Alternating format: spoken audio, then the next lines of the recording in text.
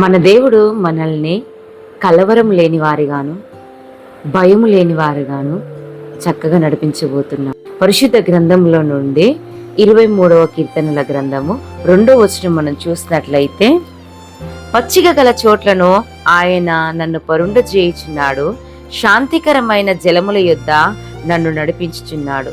ప్రే దేవుని బిడ్డ, ఇక్కడ మనం చూసినట్లయితే పచ్చిక గల చోట్ల ఆయన మనల్ని పరుండింపజేయుచున్నాడు. పచ్చిక అనగానే అది పోషణకు, ఆహారముకు గుర్తయి ఉంటుంది.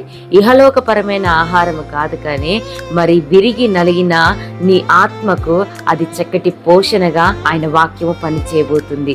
ఎప్పుడైతే నువ్వు ఆయన మీద ఆధారపడి జీవించగలుగుతావో ప్రియ దేవుని బిడ్డ, కష్టతరంగా ఉంటున్న నీ మార్గమును ఇష్టతరంగా మార్చబోతున్నాడు.